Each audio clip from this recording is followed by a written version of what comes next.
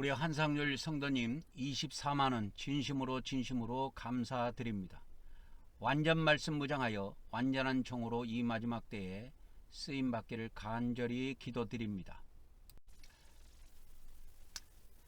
성부 하나님, 성자 하나님, 성령 하나님, 오늘 또 우리 성삼위 하나님께서 이 말씀을 듣는 모든 자들에게 우리 성부 하나님의 은총과 성자 하나님의 은혜와 성령 하나님의 은사를 풍성하게 부어주셔서 오늘 또 증언되는 이 말씀이 온전히 깨달아지게 하시고 잘 심겨져서 30배, 60배, 100배의 결실을 거둘 수 있도록 복을 베풀어 주시옵소서. 오늘 또 모든 시정을 성삼위 하나님께 의탁하오며 우리 주 예수님의 이름으로 기도 올려옵나이다. 아멘, 아멘, 아멘. 우리 한국말씀사관학교 사간생도 말씀무장 오늘은 102회가 되겠습니다. 101회부터 이 재생 목록이 바뀌었습니다. 어제부터. 그래서 101회부터 200회까지는 재생 목록 2번으로 만들어 놨으니까 한국말씀사관학교 사간생도 말씀무장 2번 이렇게 되어 있습니다. 그거를 URL을 복사해 가지고 카톡 같은 데다가 복사해 놨다가 이제 그것을 눌러서 보시면은 순서대로 여러분들이 보게 될 겁니다. 저는 하나님께서 이 마지막 때 말씀의 나트로 사용하시려고 창세전부터 예배해 놓은 자입니다. 많은 사람들이 어느 신학교 나왔다, 어느 박사학위를 가지고 있다, 이런 거를 자랑하지만 저는 세상적인 자랑을 하지 아니하고 오직 하나님이 주신 이 말씀 하나로 제 사역을 이끌어가고 있습니다. 마음이 온유한 자는 더 많은 진리를 받아 믿음과 행위로 구원받아 천국과 왕국에 들어가지만 마음이 강팍한 자는 더 이상의 진리를 받지 못하고 믿음으로만 구원받는다는 거짓 프레임에 빠져 그는 지옥에 던져지게 될 것입니다. 여러분, 지옥은 끔찍한 곳이에요. 들어가지 마세요.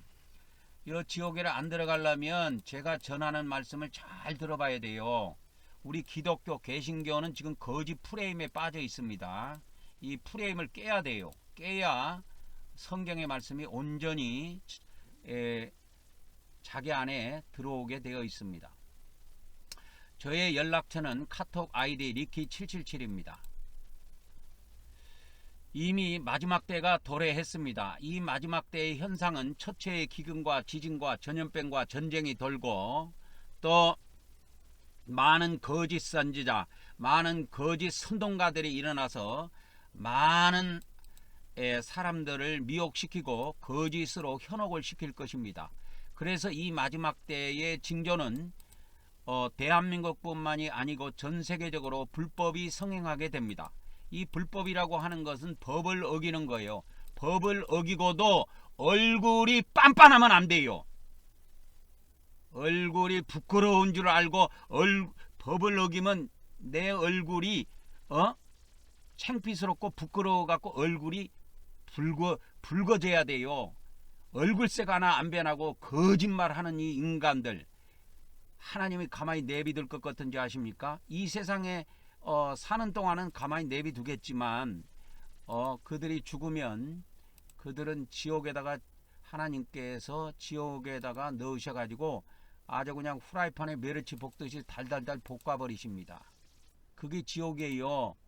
그래서 여러분 제발 거짓 선지자들이나 거짓 선동가들이 거짓말로 유혹하는 거에 여러분 넘어가지 마세요. 그리고 이 마지막 때에 어떤 정치 진영에 들어가지 마세요. 그거는 자살행위입니다, 여러분. 그러나 이 마지막 때 참 선지자는 끝까지 견디는 자는 구원을 받는다고 하는 이 왕국 복음을 온 지구상에 전파하게 되어 있습니다. 그래서 참 선지자가 증언하는 내용이 딱 한두 절밖에 안 돼요. 끝까지 견디는 자는 구원을 받는다고 하는 이 왕국복음, 이 왕국복음을 증언하게 되는데 이 왕국복음은 천년왕국에 들어가자고 하는 복음이에요. 천국에 들어가자고 하는 복음이 아닙니다.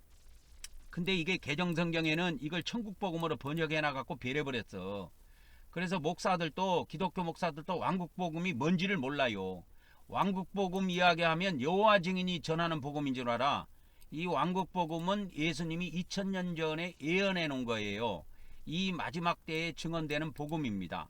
천년왕국이 오기 전에 증언되는 복음이에요. 이 천년왕국이 오려면 그냥 오는 것이 아니고 하나님이 세운 종들이 이 왕국복음을 전 세계까지 전파를 해야 천년왕국에 도래를 합니다. 그래서 천년왕국에 도래하기 전에 하나님이 이 땅을 심판하시는데 이 지구상에 짐승 외계인들이 내려와 가지고 1260일 동안 이 지구상을 정복하고 다스리는데, 그때는 끝까지 견디는 자, 즉 땅 아래 머무는 자만 구원을 받게 됩니다. 우리 개정성경과 킹제임스 성경의 영어 성경 전부 다 끝까지 견디는 자는 구원을 받는다고 이렇게 번역을 해놨는데, 이 견디다고 하는 말이 헬라어로 히포메노예요. 히포는 아래에, 메노는 머무르다. 그래, 땅 아래 머무는 자만 구원받는 비밀이 이 왕국복음이에요. 그러면 천국복음은 뭐냐? 예수님 믿고 천당 가지 않은 복음인데, 그건 예수님만, 오직 예수님을 믿어야 구원받는 복음이야. 그러나 이 왕국복음은 아니에요. 왕국복음은 이 마지막 때 1335일까지 짐승 외계인들이 내려와 가지고 이 지구상을 정복하고 하나님의 성전에다가 멸망에 가져간 것을 세운 그때부터 시작해서 1335일까지 땅 아래 머무는 자만 구원을 받는다는 복음이 왕국복음이에요. 그래서 이 왕국복음은 기독교 목사들도 잘 몰라요. 그러니까 이 왕국복음 이야기하면 여호와 증인이 증언하는 복음인 줄 착각한다고. 왜? 그런 걸 들어본 사실이 없거든. 왕국복음은 1335일까지 이 하나님의 지금 교회 성전 있죠. 교회 성전에 앞으로 이 짐승들이 거기에다가 우상을 세워요. 이 지구의 모든 정치 종교의 대변혁이 옵니다. 그때 뭐냐? 그때 하나님을 믿는 자들은 산으로 도망하는 일이 있는데, 그 산에 보호처가 건설되는데 산속 땅 깊은 곳에다가 건설된 보호처, 그래서 이 보호처에 머무는 자, 그래서 그 보호처에 머무는 자, 땅 아래 머무는 자만 구원받는다고 하는 역사를 증언하는 복음이 왕국복음인데, 이 마지막 때 이런 일들이 있습니다. 그래서 끝까지라고 하는 것은 다니엘서 12장에 보면 다니엘서 12장에 보면 1335일까지라고 나와요. 날짜까지 정확하게 나옵니다.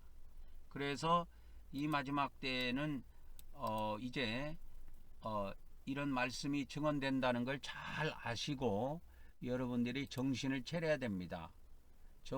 세상 왕에 너무 집착하지 마세요. 세상 왕에 집착하지 마시고 오시는 만왕의 왕, 다시 오시는 만왕의 왕 예수님을 사모하시기 바랍니다. 그거를 증언하는 복음이 왕국복음이에요. 다시 말씀드리지만 이 왕국복음은 여호와 증인이 증언한 복음이 아니에요. 예수님이 2000년 전에 예언해 놓은 복음입니다. 그래서 이 마지막 때가 되면 많은 거짓 선지자와 선동가들이 일어나 가지고 수많은 사람을 거짓말로 미혹시켜요. 그래 갖고 법을 어기게 만든다고. 그래서 법원을 막 때려 부시고 법원을 아작내버리고 아주 막 작살내버리는 거야. 막 그래 가지고 얼굴색 안 번하고 이것이 말이여 잘하는 것인 줄 착각한다 이 말이야. 의로운 행동인 줄 착각하는 거야. 그러나 불법입니다. 법을 어긴 거라 그 말이요. 그러니까 그들이 다 지금 잡혀갖고 깜빵에 가 있잖아요. 법원을 때려 부시고 놈들 다 잡혀갖고 깜빵 갔어요. 지금 안 잡힌 놈들도 있는데 어차피 경찰에서 다 조사해갖고 계속 잡아드릴 겁니다. 그러니까 순간에 그것이 의로운 행동이라고 믿고 순간에 불법을 행해버렸는데, 그 인생 패가망신합니다. 여러분 그 짓 하지 마세요. 왜 대한민국 대한민국 법원을 왜 부식습니까? 법원을 부식으려면 저 북한 가서 김정은이 부시고, 김정은이 법원을 부시고 그러라고. 북한에 가면 부식을 거 많아요. 대한민국 걸 왜 부식습니까? 우리나라 거를. 북한에 가서 김일성 동상도 부시고 파괴하고, 또 김정은이 동상도 부시고 그러하라고. 그 북한에는 부식어야 될 것이 너무 많아요. 그러니까 대한민국에 있는 거 부식지 말고 거기를 가. 북한을 내가 부탁하니까 북한을 가. 거기 가면 부식을 거 많아요. 그렇게 부식으면 또 김정은이가 잡아갖고 지그 나라 감옥에다 집어넣는다고. 아마 감옥에 집어넣는 것보다 아마 총살시킬 거예요 아마. 근데 어떻게 보면 사람이 감옥에서 생고생한 것보다 총살당한 게 나아요. 그래서 1948년 무화과나무 싹이 났습니다. 저주했던 예수님이 예루살렘에 들어가기 전에, 며칠 전에 저주했던 무화과나무가 죽어버렸어요. 무화과나무가 이제부터 말라 죽어라! 그러니까 아멘 하고 꼴깍 죽어버렸어요. 무화과나무가. 근데 그 말라 죽었던 무화과나무가 그 말라 죽었던 무화과나무가 1948년도 5월 14일 날입니다. 5월입니다. 5월 14일 날 싹이 났어. 그 말라 죽었던 무화과나무가. 그러니까 또 하나님께서 하늘에서 말라 죽었던 무화과나무는 다시 살아나라! 또 무슨 명령이 있었겠지요. 그러니까 아멘 하고 무화과나무가 탁 살아났어. 그것이 1948년도 5월 14일이야. 1900년 만에 죽었던 무화과나무가 살아났습니다. 그래서 이 세대, 이 무화과나무 싹이 났던 세대, 1948년도 태어났던 그 사람들이 이 지구상에서 다 사라지기 전에 이 모든 일이 이루어진다고 하는 것이 마태복음, 마가복음, 누가복음에 다 기록이 되어 있습니다. 세 군데다. 기적이요. 기적이라니까. 그래 저는 이 마지막 때에 이러한 1335일까지 땅속에 머무는 자만 구원을 받는다고 하는 왕국복음을 줄기차게 증언하지만, 한쪽에서는 거짓을 좋아하며 거짓말을 만들어내고 지어내는 자들이 있어요. 이게 거짓 선동가고, 이것이 거짓 선지자고 거짓 선동가입니다. 이런 자들이 이 지구상에 많이 나타나요. 이 마지막 때. 그래서 이런 거짓 선지자들, 거짓 선동가들은 하나님이 밖에다 버려버립니다. 그래서 불과 유황이 타는 그 불못에 던져집니다. 거짓말을 좋아하는 모든 자들, 계시록 21장 8절에 불못에 던져버립니다. 하나님께서. 오늘의 뉴스도 하나 추가해서 보여드리도록 하겠습니다. JTBC 보도인데 단독 보도인지 뭔지는 모르겠는데 단독 보도는 아닌 것 같아요.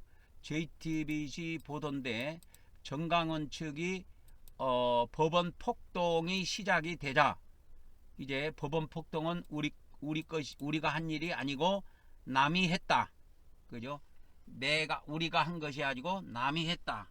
그렇게 남 탓을 하고 있다고 하는 그 영상을 보여드리도록 하겠습니다. 영상을 재생해 드릴 테니까 보시기 바랍니다. 그런데 이번 서부지법 폭동 사태의 주범이 MZ결사대라고 주장하는 쪽도 있습니다. 다름 아닌 전광훈 씨가 주도하는 광화문파. 전 씨에 대한 경찰 수사가 시작되자 다른 쪽으로 책임을 돌리려는 걸로 보입니다. 그러자 MZ결사대 역시 전광훈 쪽의 후원 제의를 거절했더니 보복성으로 덮어씌우게 하려는 것 같다고 반발했습니다. 이어서 정인아 기자입니다. 전광훈 씨 측 광화문파는 MZ결사대를 저격하고 있습니다. 먼저 나서서 유리창 깨고 소화기 부수고, 얘가 주범이야 얘가. 근데 얘가 뭐 하느냐? MZ결사대. 얘네들이 다 서부지법 사태 이 선동꾼들이었던 거예요. 경찰이 전광훈 씨를 폭동의 배후로 수사하는 상황에서 타겟을 MZ결사대로 돌리고 있는 겁니다. 그러자 MZ결사대가 반발하고 나섰습니다. 폭동 사태 이전엔 광화문파가 후원 제의를 해왔다고 했습니다. 정강훈 목사님 쪽 그 대국본에서 먼저 저희 쪽으로 접촉을 시도를 하셨어요. 저희를 여러모로 돕겠다고 했는데 제가 거절을 했거든요. 후원을 거절했더니 폭동 책임을 뒤집어 씌우는 거라고 주장했습니다. 복수가 안 되니까 이제 깨려고 하는 것도 있고, 지금은 또 곰 돌리려고 하는 것 같아요. 그 서부지법 배후 세력으로 여기서 서부지법 폭동을 주도했다 이런. 실제로 전광훈 씨 측은 탄핵 반대 집회에 청년층을 앞세우려는 시도를 계속해왔습니다. 젊은 애들이 연설도 잘해요. 그래서 이제는 내가 힘이 절반도 안 들게 생겼어. 왜? 정작 MZ결사대도 폭동을 선동한 세력은 따로 있다며 또 다른 집단으로 책임을 넘겼습니다. 그리고 막 거기 일부 막 약간 선글라스 끼고 약간 좀 군인 복장 같이 입고 온 사람들이 막 들어가라고 막 남자들 다 들어가라고 자기가 책임지겠다고 막 계속 그런 사람이 있었어요 거기. 저도 어디 소속 사람들인지 모르겠는데. 대국본 측은 MZ결사대 후원은 처음 듣는 이야기라고 입장을 밝혔습니다. JTBC 정인아입니다. 그래서 우리가 이제 영상을 다 봤는데 목사와 전도사들이 해야 될 일은 하나님 일 전하는 거예요. 그래서 내가 기독교 목사, 기독교 전도사들한테 부탁하는 거는 세상 왕이 누가 되든 신경 쓰지 마. 아니 보수에서 뭐 대통령이 나오든 진보에서 대통령이 나오든 민주주의 사회에는 번갈아 가면서 나오는 거예요. 이 사람들아. 한쪽에서만 나오면 그게 공산당이요. 그게 독재고. 그런 사상을 가지고 있는 사람은 북한 가서 살아라니까. 북한은 대통령이 안 바뀌어요. 죽을 때까지 간다니까. 김정은이가. 그러니까 정권 바뀌는 걸 싫어하는 사람은 북한 가서 살아라고. 거기는 안 바뀌어요. 그래서 여러분들이 그 사람을 왕으로 떠받들고 일평생 살 수가 있어요. 근데 민주주의는 아니야. 민주주의는 그런 데가 아니라니까. 여러분 민주주의가 뭔지를 내가 나중에 한번 또 교육을 시켜줄게. 민주주의라는 것은요. 그런 데가 아닙니다. 사회주의하고 달라요. 공산주의하고 다르다니까. 그래서 우리는 민주주의 체제에서 살고 있는데 이 마지막 때는 다른 데 신경 쓰지 말고 기독교 목사 전도사들 잘 들어봐. 이 사람들아. 이 마지막 때 다른 데 신경 쓰지 말고 왕국복음 증언하는 데 신경 써. 왕국복음을 증언하라 이거예요. 이걸 잘 듣고 배워가지고 민주주의를 위해서 목숨 바쳐 일해도 나한테 돌아오는 것이 없어. 민주주의는 완전한 나라가 아니에요. 그러나 이 마지막 때에 들어서는 이 천년왕국이라고 하는 이 왕국은 완전한 나라라 이 말이요. 완전한 나라. 그래서 이 왕국 천년왕국에 들어가려면 거기에 들어가는 복음을 증언해야 되는데 그것이 왕국복음이다 그 말이요. 왕국복음의 핵심이 간단해요. 이 마지막 때 구원을 받으려면 1335일까지 땅속에 가만히 있어야 된다. 그거예요. 땅속에 머물러야 된다 하고 하는 겁니다.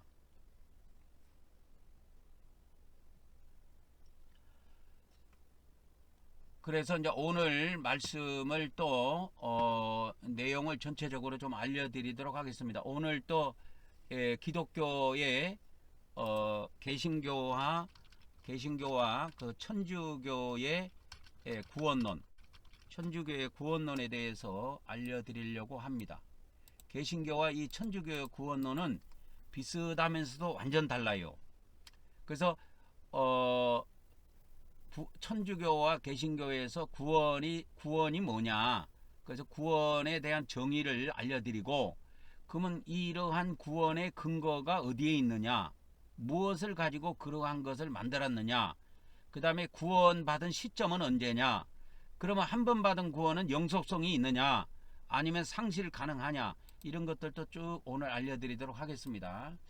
그래서 이 두 번째는 이제 구원의 속성, 구원의 속성, 특징, 특성, 좋습니다.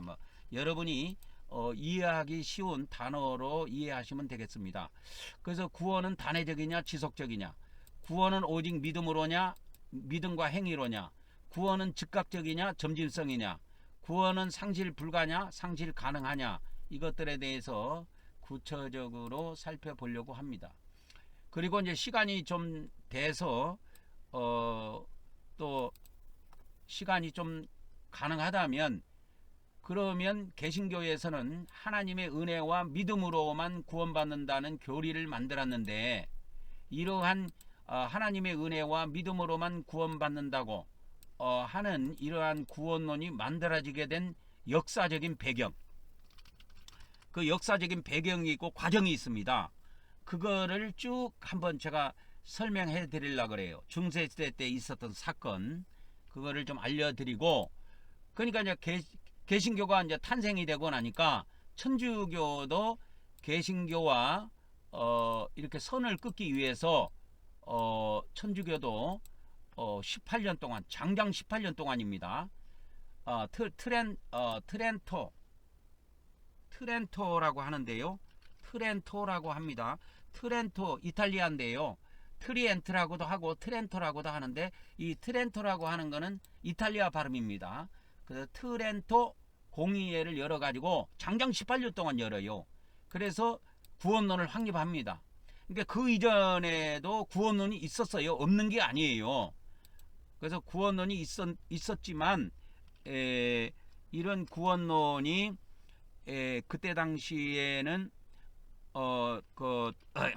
400년대에 430년 400년대에 있었던 어거스틴의 그 은총론이라든지 이게 교회론이라든지 뭐 고백록이라든지 등등 이런 것들이 교회 안에 쭉 전수되어 왔습니다.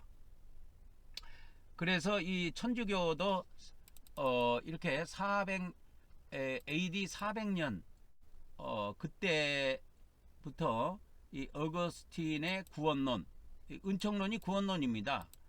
은총론이 구원론인데 이 영향을 많이 받았어요. 이 천주교도.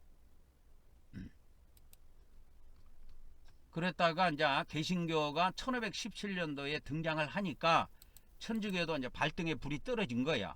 그래서 그동안에 완전히 정립해 놓지 않은, 그동안에도 이러한 구원론이 존재하고 있었지만 이제 개신교와의 차별을 위해서, 개신교와의 차별을 위해서 이제 이 구원론을 확립할 필요성을 느낀 겁니다. 그래갖고 장장 18년 동안 오랜 시간 동안 회의를 걸칩니다. 회의를 통해 뭐 구원론이라 할게요. 구원론을 확립합니다. 그래서 이런 내용들까지 시간이 돼서 들어갈지는 모르겠지만 오늘 또 여러분들에게 개신교의 구원론과 천주교의 구원론을 구체적으로 좀 알려드리도록 하겠습니다. 그러면 개신교와 천주교의 구원 교리를 정리해 드리도록 하겠습니다. 구원이라는 게 도대체 뭐냐? 뭐 어떤 사람들은 뭐 10원에서 뭐 1원 빼면 구원이라고 그러는데 그것도 맞는 이야기지요. 그러나 성경에서 말하는 구원은 아닙니다. 그러면 개신교에서 이 구원이라는 정의를 어떻게 내리고 있느냐? 죄로 인해 단절된 하나님과의 관계를 회복하고 영원한 생명을 얻는 것을 구원으로 본다 이 말이에요. 그래서 이거를 중생이라고 불러요. 중생. 저 절간의 아저씨들이 쓰는 중생 말하는 거 아닙니다. 중생이라고 하는 거는 두 번째 태어남, 두 번째 탄생을 이야기합니다. 이 중자가 겹칠 중자예요. 그러니까 두 번을 이야기합니다. 두 번의 탄생. 그러니까 두 번의 탄생을 이야기하는 겁니다. 그러니까 첫 번째는 엄마로부터 태어났고 두 번째는 하나님으로부터의 탄생을 이야기하는 겁니다. 그러면 천주교는 어떻게 구원의 정의를 내리고 있느냐? 그래서 이 구원이라고 하는 거는 요한복음에서만 다루고 있어요. 이 탄생, 거듭남, 중생, 거듭남은 오직 요한복음에서만 증언하고 있습니다. 그걸 잘 기억하시기 바랍니다. 이것이 공간복음, 마태복음, 마가복음, 누가복음에는 안 나옵니다. 공간복음에는 거듭남을 증언하지 않는다. 그걸 알아야 돼요. 그래서 요한복음과 공간복음의 차이를 알아야 돼요. 요한복음과 공간복음의 차이를 알아야 됩니다. 그래서 요한복음은 이 하나님의 생명을 얻는 것, 이 거듭남을 다루고 있습니다. 그러나 공간복음은 아예 그런 걸 다루고 있지 않아요. 요한복음에서만 다루고 있습니다. 그래서 공간복음과 요한복음은 복음의 성격 자체가 완전히 달라요. 그러면 이 천주교에서의 구원은 뭡니까? 죄의 용서와 더불어 성화를 통해 하나님과 더욱 가까워지고 영원한 생명을 얻는 것을 구원으로 본다. 이게 천주교도 뭐 앞에 뭐 들어가는 수식어는 많이 있지만 천주교도 뭐 구원이라고 하는 것은 뭐냐? 구원은 영원한 생명, 영생을 얻는 것을 말한다. 그러니까 영생은 어디에서 얻는다고 증언하냐면 요한복음에서 증언해요. 요한복음에서 영생을 얻는 것을 증언합니다. 공간복음은 그러면 뭘 증언합니까? 공간복음은 영생에 들어가는 것을 증언해요. 여러분, 영생을 얻는 것하고 영생에 들어가는 것은 완전히 다른 내용입니다. 이걸 지금 기독교 신학에서 못 가르쳐줘요. 그래서 못 가르쳐주니까 제가 여러분들한테 알려주는 거예요, 이거를. 그래서 요한복음은 영생을 얻는 걸 다루고 있고 공간복음은 영생에 들어가는 걸 다루고 있다, 이 말이에요. 그래서 이렇게 공간복음에 이렇게 이렇게 찾아보면 영생에 들어가는 것, 이걸 다루고 있어요. 마태복음, 그죠? 마태복음 한눈으로 영생에 들어가는 거. 그래서 영생에 들어가는 거, 영생에 못 들어가면 어디 들어가요? 지옥불에 떨어진다니까. 이거를 개신교에서, 천주교도 이걸 정확하게 모르고 있고 개신교는 아예 이걸 모릅니다. 그래서 마태복음에서 다루고 있는 것은 의인이 영생에 들어가는 걸 다루고 있어요. 마태복음 25장 46절에 의인들은 영생에, 악인들은 영벌에. 그래서 마가복음에도 영생에 들어가는 것이 두 손을 가지고, 그게 손이 범죄하면 손을 잘라라. 그리고 영생에 들어가는 것이 낫다. 두 손을 가지고 지옥불에 들어가는 것보다 낫다. 이걸 이야기해요. 그래서 이 공간복음에는 영생에 들어가는 걸 다룹니다. 그래서 발이 범죄하면 발을 찍어내라. 이게 이 발이 누구 발이라고 했어요? 믿는 자의 발이라고 그랬죠. 불신자의 발이 아닙니다. 내 발이라고 하는 것은 그 예수님이 믿는 자, 제자들에게 이걸 말씀하신 거예요. 그래서 이 공간복음은 영생에 들어가는 걸 다룹니다. 그러면 영생에 못 들어가면 어디 들어갑니까? 지옥에 들어가는 거예요. 그래서 이게 지금 우리나라 성경에는 영생으로 번역했지만 헬라어에 가면 조회로 돼 있어요.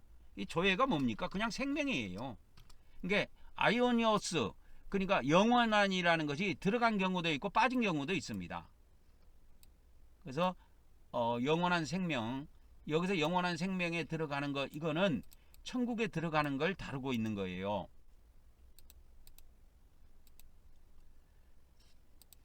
그래서 공간복음은 천국, 이걸 영생이라 그랬죠. 천국에 들어가는 비밀을 알려주는 거예요. 알려주며 그래서 지옥에 들어가는 위험을 알려주는 거예요. 공간복음은. 그래서 아까 보니까 영생에 들어가는 거, 한 팔을 가지고 손을 잘라내서 한 팔을 가지고 한 손을 가지고 영생에 들어가는 것이 두 손을 가지고 지옥에 들어가는 것보다는 낫다 이거요. 그래서 영생과 지옥을 이렇게 이야기합니다. 그러면 지옥은 뭡니까? 이 영생이라는 건 아까 생명이라 그랬죠. 그래서 생명의 반대말 이게 사망이에요. 그래서 어저께 로마서 6장 22절 23절에 영생이 나오고 사망이 나오는데 그 영생과 사망은 천국과 지옥을 이야기합니다. 이거는 예수님이 공간복음에 말씀하신 것이고 사도 바울은 로마서 6장 22절 23절에 생명과 영생과 사망을 이야기했다 이거요. 그래서 이와 같이 의의 열매를 맺는 사람들은 영생에 들어가고 죄의 열매를 맺는 사람들은 사망에 들어간다 이거요. 그래서 영생과 사망을 증언한 겁니다. 그래서 영생과 사망은 뭐냐면 사도 바울이 증언하는 영생과 사망은 곧 천국과 지옥을 의미합니다. 그래서 우리 지금 개신교에서는 이것이 교리로 이게 해석이 안 돼요. 이런 것이 해석이 안 됩니다. 그래서 1차로 이 비밀을 알려면 공간복음의 비밀을 잘 알아야 돼요. 그래서 이 영생 거듭나는 거 예수님 믿고 구원받은 건 오직 요한복음입니다. 요한복음이에요. 공간복음하고 아무 상관이 없어요. 그래서 여러분 이 개신교도 그렇고 천주교도 그렇고 구원론이 아직 명확하지 못해. 내가 볼 때는 왜 명확하지 못하냐, 요한복음과 공간복음 차이를 모르거든. 아직도 그걸 가르쳐주는 신학이 없어요. 자, 이제 두 번째로 들어갑니다. 그러면 개신교와 천주교의 구원의 근거는 뭐냐? 개신교는 솔라 피데라 그랬죠. 솔라 피데, 오직 믿음, 오직 믿음으로 구원받는다. 이거를 근거로 삼고 있습니다.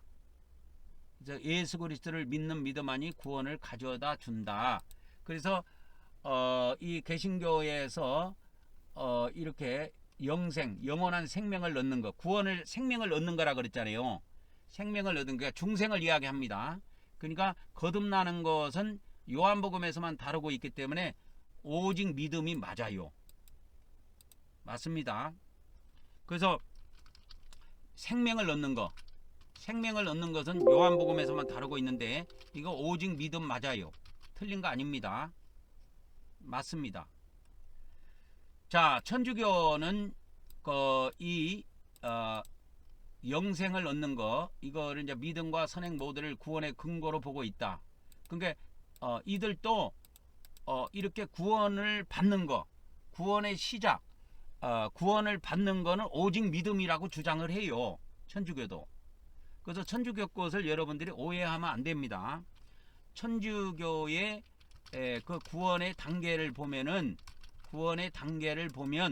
1단계는 믿음이에요. 믿음. 그래서 천주교도 뭡니까? 중생 있죠? 중생 거듭나는 거. 중생 절간에 아저씨들이 쓰는 단어 아니에요. 중생, 거듭남.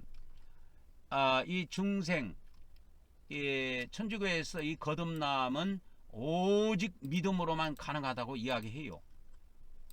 오직 믿음으로만 된다. 그리고 오직 하나님의 은혜로 가능하다. 이렇게 이야기합니다. 이게 천주교 거예요. 천주교. 그러니까 천주교도 중생, 이 중생이 뭐냐? 거듭나는 걸 이야기하는데 이거를 구원으로 이야기한단 말이에요. 천주교도 그렇고 개신교도 그렇고 이걸 구원으로 이야기하고 있단 말이에요. 지금 우리가 구원받았다, 구원이라는 것은 뭐냐면 천주교든 개신교든 구원이라는 단어를 쓸 때 그 구원이라는 것은 영원한 생명을 얻은 걸 이야기해. 근데 제가 말하는 구원은 천주교와 개신교에서 말하는 구원하고 달라요. 제가 말하는 구원은 천국까지 완전히 들어가는 걸 이야기합니다. 그렇기 때문에 용어에 있어서 여러분들이 잘 이렇게 갭이 있다는 거, 그러니까 좀 차이가 있다라는 것을 아셔야 됩니다. 그래서 어찌됐든 간에 천주교와 개신교는 이 거듭남은 오직 믿음, 오직 은혜, 이건 통일되어 있어요. 천주교도 그렇고 개신교도 그렇고 이건 똑같아요. 근데 거듭남은 그렇게 되는데, 그러니까 이제 이거를 1단계로 볼게요. 그러니까 1단계 구원이라고 할게요. 그러니까 1단계 구원은 오직 믿음, 오직 은혜 해가지고 이건 개신교, 천주교 다 달라요. 같아요. 동일합니다. 동일합니다. 이걸 잘 하셔야 돼요. 잘 하셔야 됩니다. 그런데 이제 2단계 말고 1단계 말고 2단계가 있단 말이에요. 2단계. 그러면 이제 2단계를 한번 봅시다. 2단계는 뭐냐면 2단계는 성화입니다. 성화요. 그래서 이제 거듭난, 이제 성경 용어를 쓸게요. 거듭난 자가, 그러니까 즉게 다시 말하면 거듭난 자라고 하는 것은 구원받은 자가, 그죠? 구원받은 자가 어떻게 돼요? 이제 거룩하게 됨으로 거룩한 하나님을 닮아가는 과정. 이게 2단계입니다. 이게 2단계. 이걸 성화라 그래요. 성화. 이걸 성화라고 합니다.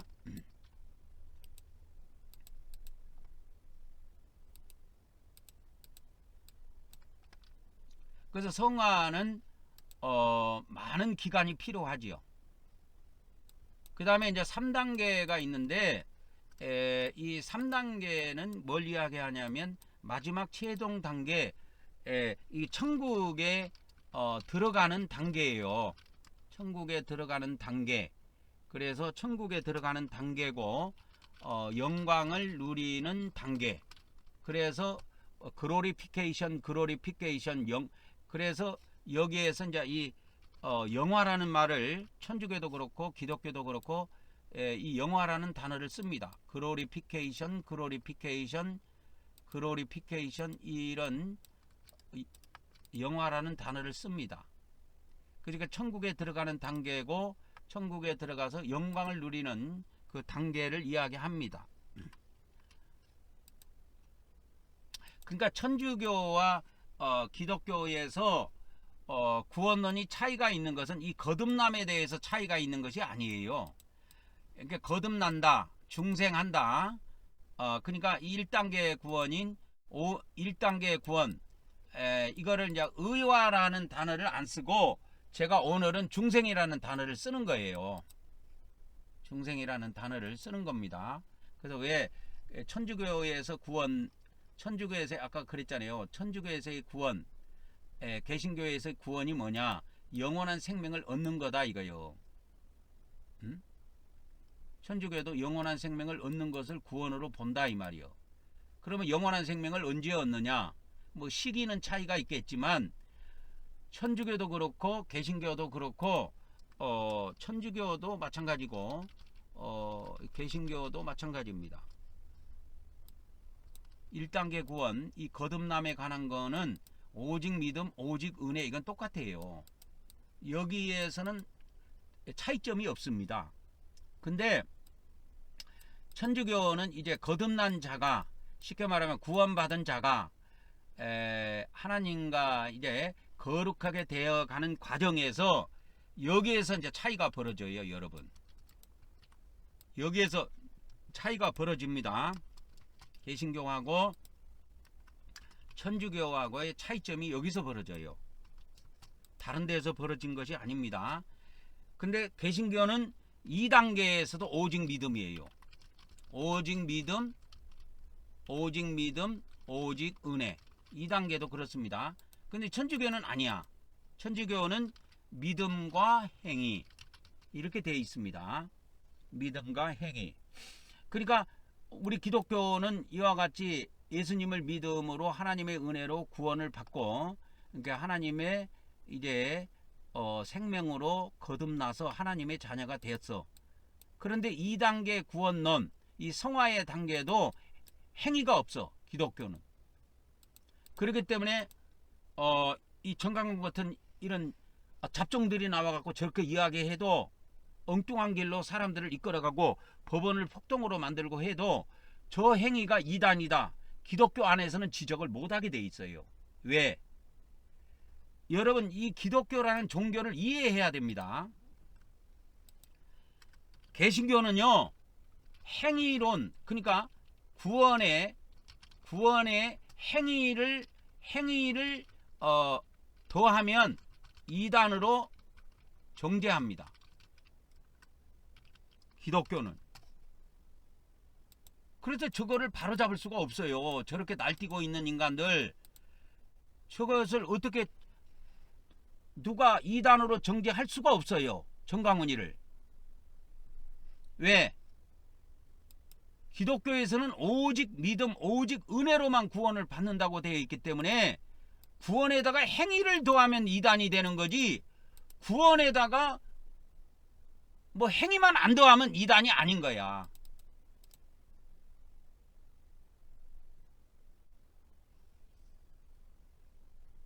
그래서 기독교가 참 요상한 종교가 돼 있어요. 그래서 이거를 지금 개신교단 안에서도 정강훈이를 이단으로 정죄하려고 벼르고 있지만은, 제가 볼 때는 개신교 구원론 갖고는 이단 정죄 못합니다. 하지 마세요. 개신교 구원론부터 바꾸고 하세요. 개신교는 이상한 종교라. 그래서 어떻게 하냐면, 옛날에 변승우 목사인가가 있어요. 지금 죽었는지 살았는지는 모르겠는데 뭐 서울에서 지금 목회하고 있을 건데, 그 사람이 이 구원론에다가 행위를 이야기했었단 말이에요. 변승우인가 그래요. 이름이 맞는지는 모르겠는데 옛날에 한 2, 3년 전에 들어본 이야기입니다. 그러니까 이 사람이 구원의 행위를 이제 구원에다가 이 행위를 갖다가 약간 섞어서 무슨 이런 것을 이야기를 했나 봐. 그러니까 기독교 안에서 이단으로 정죄해 버린다니까. 그러니까 이렇게 성경을 가지고 성경을 가지고 이렇게 말씀을 전하는 목사를 이단으로 쳐버린다니까. 기독교에서는 정강훈 목사 같은 사람을 이단으로 칠 수가 없어요. 왜? 그러니까 변승호 목사 같은 사람, 구원에다가, 이게 구원은 믿음으로만 되는 건데 여기다가 행위를 갖다가 더해 갖고 이야기를 해버리니까 이런 사람은 이단으로 정죄를 해버린다니까. 이단 정죄를 하지, 이 뭡니까,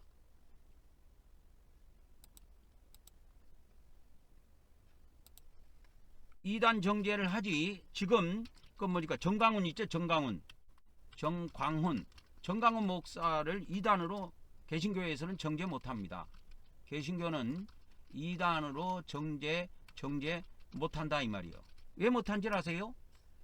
개신교는 정강훈 목사가 나는 예수를 안 믿는다, 나는 예수님을 안 믿는다 라고 선포하기 전까지는 이단으로 정죄할 수가 없어요. 왜? 개신교 구원론이 그렇다니까. 개신교 구원론이 뭐 어떻길래, 아까 이야기했잖아. 개신교 구원론은 오직 2단계도 오직 믿음 오직 은혜예요. 그래서 2단계에도 행위가 포함되어 있지 않습니다. 그 거룩한 삶을 살아야 된다고는 말을 해요. 거룩한 삶을 살아야 된다고 말은 합니다. 그러나 거룩한 삶을 안 살 때, 그러면 정강훈 목사 같이 저렇게 뿔난 망나니처럼 저렇게 날뛰고 저렇게 말이야 사람들을 선동해 가지고 뭐 법원을 저렇게 아작내고 저렇게 하는 것을 이단으로 정죄할 수 있느냐? 개신교는 못해요. 내가 볼 때 못합니다. 하려고 하지 마세요. 개신교에서 쓸데없는 짓 하지 마세요. 당신들 개신교 구원론부터 바꾸세요. 구원론을 바꾸고 나서는 할 수가 있어요. 왜? 그러니까 천주교 구원론은 그렇게 돼 있다니까. 2단계는 믿음과 행위야. 근데 개신교는 2단계도 믿음과 오직 은혜 이것만 있는 것이지 행위가 없다니까.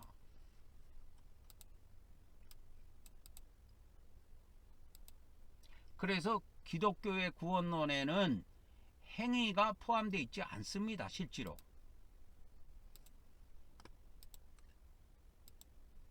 그래서 이제 3단계 구원론에는 천국에 들어가는 단계, 영광을 누리는 단계 이렇게 이제 잡혀 있는데 씁쓸합니다.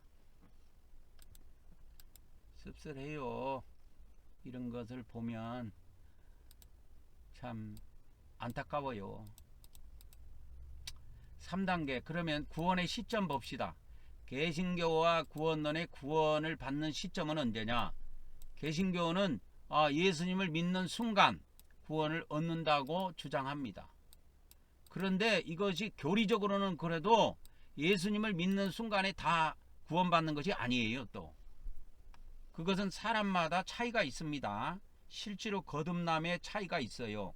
저도 이거를 제 개인적인 체험으로 봐도 제 개인적인 체험을 이렇게 과거를 쭉 생각해 봐도 그래요. 예수님을 처음 믿은 순간에 구원받은 것 같지는 않아요.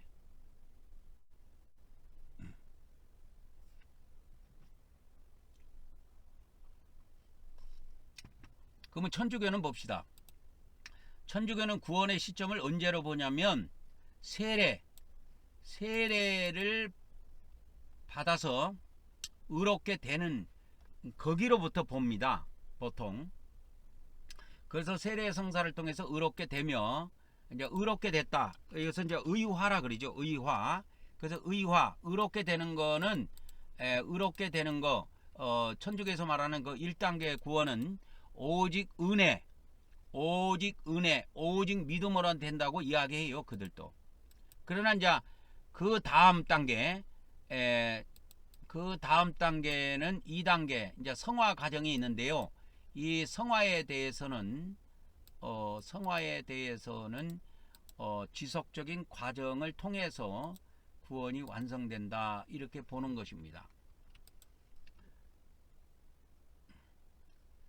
그러면 이제 네 번째 구원이 상실을 할 수가 있느냐? 상실 가능성에 대해서는 개신교는 구원을 받은 후에도 믿음을 잃거나 범죄를 하면 구원을 상실할 수 있다고 보는 교파가 있는 방법, 한번 구원을 받으면 영원히 구원을 잃지 않는다고 보는 교파도 있다. 이게 이제 두 개로 나눠지는데요. 이 밑에 것을 칼빈주의라 그러고 구원을 상실할 수도 있다. 죄를 지으면. 이건 알미니안이라고 그래요. 알미니안주의라고 합니다. 그러니까 개신교는 이 딱 두 부류밖에 없어요. 개신교는 크게 교파가 두 개가 있습니다. 이게 칼빈주의하고 알미니안주의입니다. 칼빈, 알미니안주의 이런 거는 천주교하고 아무 관계가 없어요. 개신교 안에서 파생된 그러한 교파라고 그러한 이념이라고 보면 됩니다. 그러니까 이제 예를 들어서 이 칼빈주의의 대표적인 교단이 장로교단인데, 장로교 같은 데서 우리나라 장로교가 많은 대세 많은 교회를 차지하고 있는데 이 장로교가 통합 측, 예장 측 뭐 해가지고 합동 측 그 다음에 통합 측 해가지고 이게 상당하게 교세가 큽니다. 우리나라에서는. 근데 그들은 한 번 받은 구원은 영원한 구원이에요. 그리고 지금 그 정강훈 목사 있죠. 정강훈 목사도 제가 알기로 장로교회로 알고 있습니다. 장로교회. 사랑제일교회인가 그런데 장로교회로 알고 있습니다. 그거는 교회 이름이고 이 왜 장로교회냐 무슨 교회를 알아야 되냐면 장로교는 칼빈주의거든. 대부분 칼빈주의를 따라가요. 그렇기 때문에 칼빈주의가 가지고 있는 것이 뭐냐? 내가 예수님을 믿음으로 한 번 구원을 받아버리면 영원히 구원을 잃지 않는다는 그러한 사고 방식을 가지고 있는 데가 장로교회예요. 그러니까 법원을 아작을 내든 그거는 상관없는 거야. 그건 상관없어요. 구원하고. 칼빈주의 구원론하고는 아무 상관이 없어요. 그러니까 천국에 저거는 들어간다고 보는 거예요. 그런데 이런 교리가 지금 기독교 교리 안에 자리 잡혀 있는데 누가 정강훈이를 이단으로 정죄한다는 거예요. 뭐 기독교에서 저번에 인터넷 기사 올라오는 거 보니까 뭐 그때 법원 폭동 일어나고 난 뒤에 개신교 교단 안에서도 정강훈이를 이단으로 정죄할 움직임이 보인다. 그런 뭐 인터넷 기사들이 몇 개 제가 읽어봤는데 그거 쉽지 않습니다. 하지 마세요. 그거 하려면, 그래서 내가 이런 걸 전해주는 거예요. 그거 하려면 개신교 구원론부터 바꾸시고 하세요. 바꾸기 전에는 불가능합니다. 쓸데없는 짓거리 하지 마세요. 그래서 내가 이런 천주교의 구원론, 개신교의 구원론 이런 것들을 알려주는 거예요. 세밀하게. 왜? 목사들도 이걸 세밀하게 알 것 같지요? 몰라요. 아, 우리 예수님 믿으면 구원 받는다. 이 정도만 알고 있지 세밀하게는 몰라요. 이렇게. 그러면 천주교는 구원이 상실을 하느냐? 천주교는 구원을 상실한다고 봅니다. 그래서 천주교인들 중에서 이렇게 큰 죄를 범한다. 그러면 죄를 범하면 큰 죄를 범하면 큰 죄로 봅니다. 큰 죄를 범하면 구원을 상실한다고 보는데 그러면 상실을 안 하려면 어떻게 하느냐? 고해성사, 그러니까 죄의 고백이지요. 고해성사를 통해서 죄를 용서받고 또 선행을 통해 구원을 계속적으로 유지해 가야 된다. 그렇게 가르치고 있습니다. 그래서 천주교에서는 이 고해성사를 굉장히 중요시 여겨요. 우리 교회에서는 고해성사 같은 걸 하지 않지만 우리 한국경배교회는 매주 하나님 앞에 각자 죄를 고백하는 시간이 따로 있습니다. 각자 예배 시간에 제가 이거를 시간을 줘요. 그래서 우리 모두 각자 우리가 일주일 동안 지었던 죄들에 대해서 하나님한테 고백하고 죄를 용서받기를 위해서 시간을 갖습니다. 이게 엄청나게 중요해요. 개신교에서는 이거 개무시하는데 개무시하다가 나중에 개죽음 당합니다. 여러분, 제 말을 똑똑히 들으시기 바랍니다. 기독교 목사들, 이거 죄 고백하는 거 개무시하다가 나중에 개죽음 당한다고. 개죽음이 뭐냐? 지옥 가는 걸 이야기하는 거예요. 그래서 천주교 교리가 완벽한 거는 아니지만 천주교 교리가 그래도 나름대로 기독교 교리보다는 조금 더 세밀하게 짜져 있습니다. 그거는 부인할 수 없어요. 그래서 이제 개신교하고 천주교의 그 구원론 교리를 이제 도표로 아까 이야기했던 그 내용을 도표로 간단하게 살펴보면, 개신교는 구원의 정의가 뭐냐? 죄와 죽음으로부터의 해방, 그리고 하나님과의 올바른 관계의 회복을 이야기한다. 천주교도 똑같아요. 끝까지는 똑같습니다. 근데 천주교는 추가된 내용이 있어요. 성화와 영원한 생명. 그래서 이 영원한 생명을 얻는 것, 뭐 기독교도 이게 없는 것은 아니지만 영원한 생명을 얻는 것을 이야기합니다. 그래서 가장 중요한 것은 구원이 뭐냐? 하나님이 영원한 생명을 얻는 걸 이야기해요. 근데 구원은 구원받은 근거는 뭐냐? 개신교는 오직 믿음입니다. 그리고 천주교는 믿음과 선행, 이거 두 가지를 다 이야기해요. 그 다음에 개신교는 구원의 시점이 언제냐 하면 예수 그리스도를 믿는 순간, 이게 처음을 강조하고요. 천주교는 이 세례를 받은 그때부터를 봅니다. 보통. 그래서 세례를 받아야 의화됐다. 그래서 의화된 성도, 의화된 신자, 그런 용어들도 씁니다. 천주교에서는. 그래서 세례를 통해서 의롭게 된 자들, 그래서 의화된 신자, 의화된 성도, 그러니까 구원받은 자를 그런 식으로 표현할 수 있는 거예요. 천주교는. 그래서 세례를 통해서 의롭게 된다는 교리를 가지고 있기 때문에 여기까지 예수님을 처음 믿어서 세례 받는 것까지, 그래서 세례를 보통 한 1년, 2년 정도 보는데 그 기간이 결코 짧은 시간은 아닙니다. 그렇기 때문에 1년의 과정을 걸쳐야 되기 때문에 의화라는 단어를 쓰고 개신교에서는 믿는 순간을 강조하기 때문에 칭의라는 말을 써요. 칭의라는 말을 쓰고 천주교에서는 이걸 뭐라고 하냐, 의화라는 단어를 쓴다. 이거 어저께 이걸 알려드렸지요, 제가.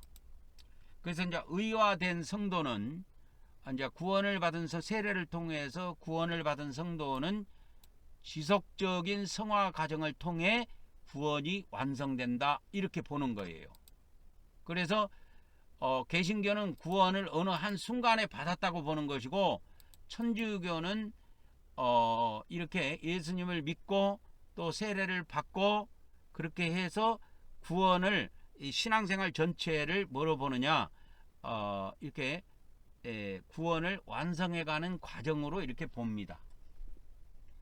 그래서 구원이 상실할 수가 있느냐, 이 개신교의 칼빈주의 계통의 교단은 한 번 구원은 영원한 구원이다. 그래서 이 정강훈 목사 교회는 정강훈 목사는 내가 알기로는 장로교이기 때문에 칼빈주의를 따를 겁니다. 칼빈주의는 한 번 받은 구원은 영원한 구원이기 때문에 한 번 받은 구원은 영원한 구원이라고 주장을 합니다. 그렇기 때문에 어떤 죄를 져도 상관없어요. 그렇기 때문에 저렇게 사는 거예요. 어떤 죄를 져도 상관없습니다. 법원 폭동요, 그거 아무것도 아니에요, 그 사람들에게는. 왜? 구원을 잃어버리지 않는다니까. 사람을 살해해도 잃어버리지 않아요. 간음을 해도 잃어버리지 않습니다. 옛날에 그래갖고 정강훈 목사가 하는 말 중에 유명한 말이 있죠. 하나님도 까불면 나한테 죽어 하는 말이 있었지요. 그리고 또 빤스 목사라는 말이 있었는데, 그것이 뭐냐, 내 진짜 교인인가 아닌가 여자 성도들 테스트 할 때 목사들이 빤스 내려봐 하면 바로 내리면은 진짜 교인이고, 아니면은 배신할 교인이라고 그런 이야기를 했다는데, 나는 직접 들은 것은 아니고 뭐 사람들이 그렇게 이야기를 하니까 그래서 들은 거예요. 그래서 빤스 목사 해가지고 왜 빤스 목사라고 이야기하는지 내가 물어봤어, 궁금해갖고. 그러니까 그렇게 이야기를 해주더라고. 어찌됐든 간에 이 장로교는 칼빈주의를 따르는데, 이 정강훈 목사 교회는 장로교이기 때문에 한 번 받은 구원은 영원한 구원이기 때문에 사람을 살해하든 교인들을 간음을 하든 그 다음에 법원을 폭동을 해갖고 아작을 내든 구원을 잃어버리지 않아요.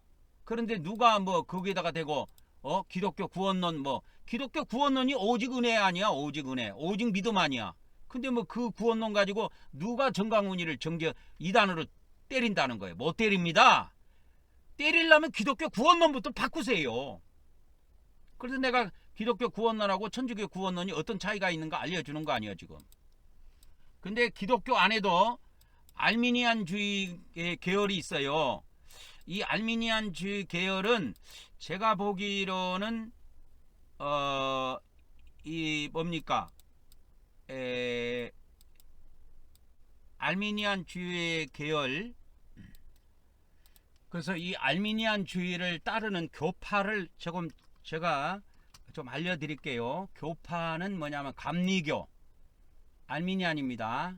감리교, 그 다음에 침례교, 그 다음에 오순절교,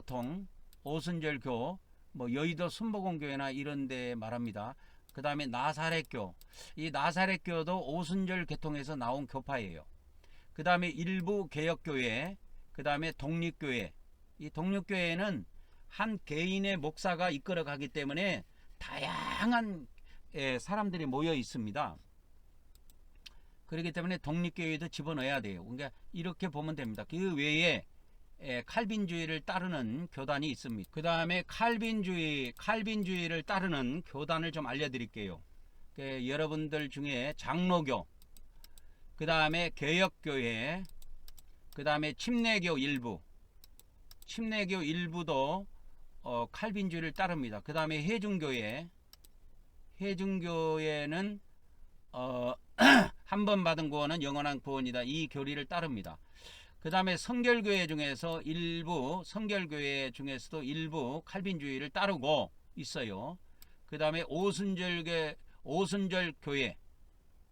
여기에서도 한 번 받은 구원은 영원한 구원이다. 이걸 따릅니다. 그러니까 한 교파 안에서도 이게 조금씩 나뉘어요. 왜 나뉘냐면 그 나뉠 수 있는 그거는 뭐냐면 목사의 그 저기 때문에 그렇습니다. 목사들의 성향에 따라서 좀 바뀌어요. 한 교단 안에서도. 그러나 천주교는 교단이 하나입니다. 천주교는 교단이 하나라고 보면 돼요.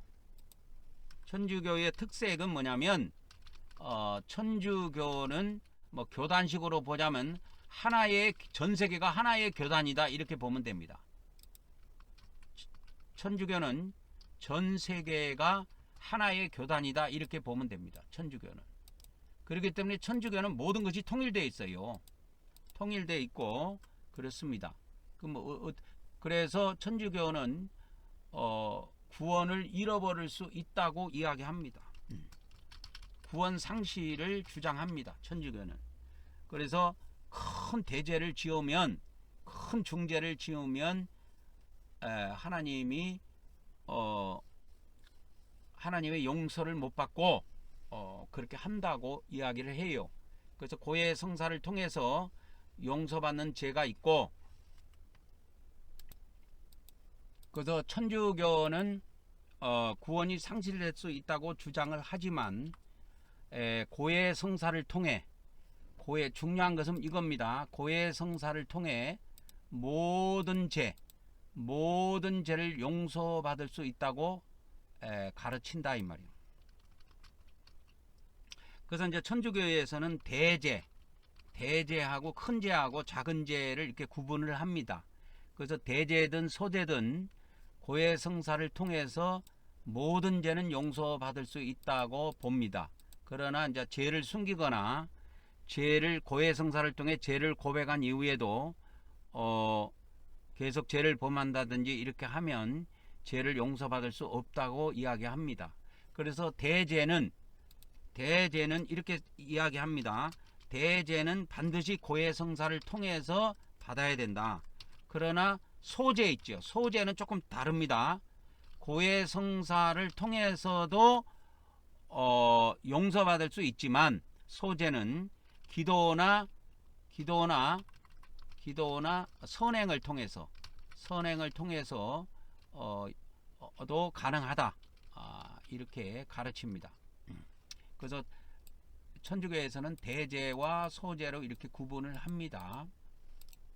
그래서 이런 것들이 조금 개신교보다 구체화되어 있기 때문에 이러한 삶, 죄를 고백하는 삶이 이렇게 구체화되어 있고 생활화되어 있습니다. 천주교는.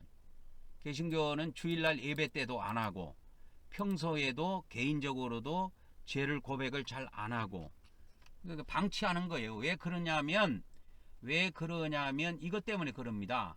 그래서 한 번 구원은 영원한 구원이다. 예수님을 믿음으로 이렇게 중생한 거 있죠. 거듭나는 걸 굉장하게 강하게 쳐요. 이 개신교에서는. 그래서 한 번 구원은 영원한 구원이다. 이걸 따르는 교단이 장로교.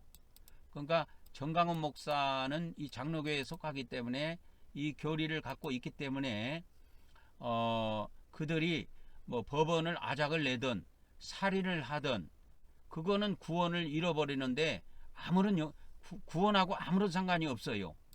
천국 가는 데는 아무런 상관이 없기 때문에 그렇게 행동을 할 수가 있는 겁니다.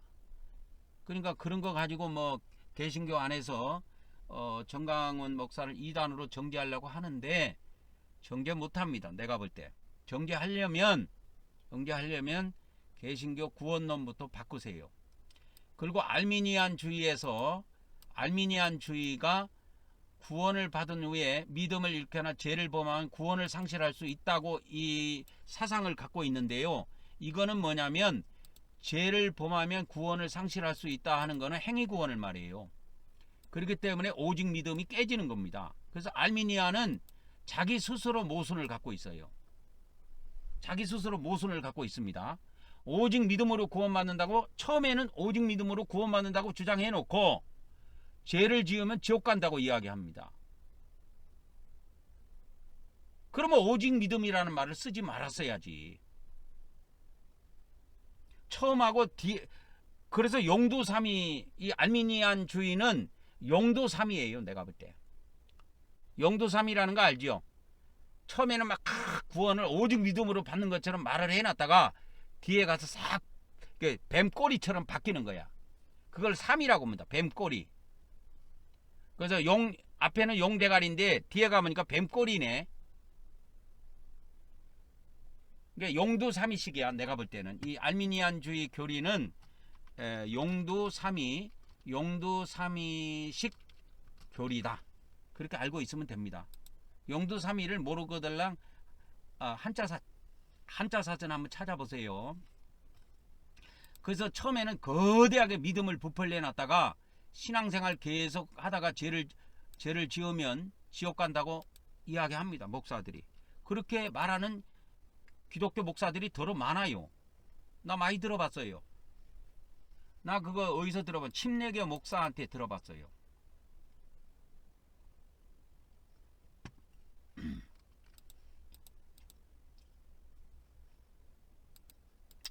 그러면 이제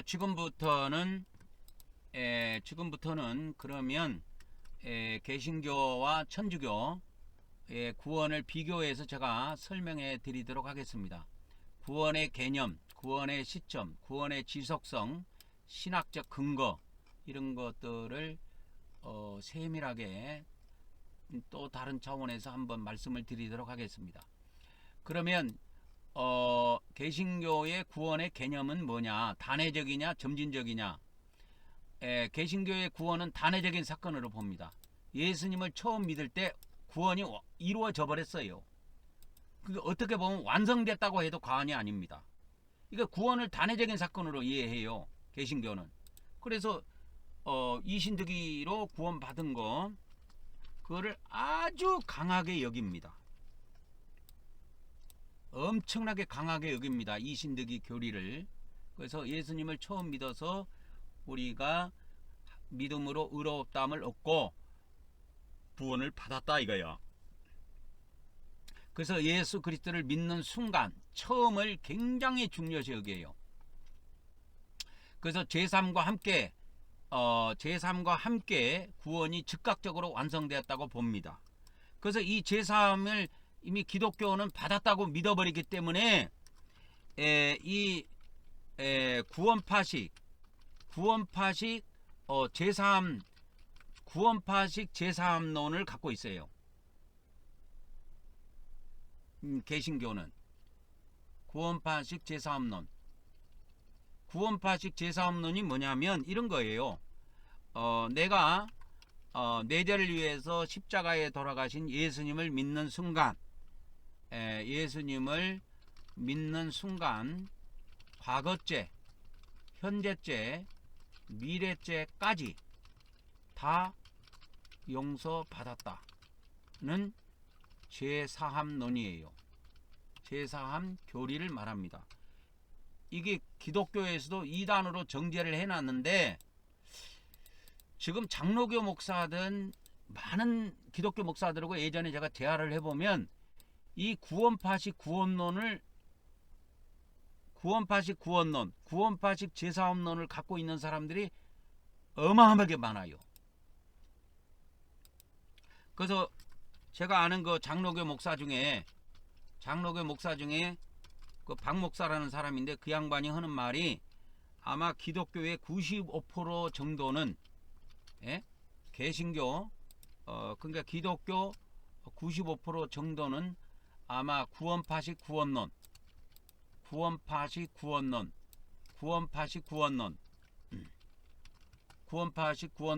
제3논을 믿고 있을 것이다.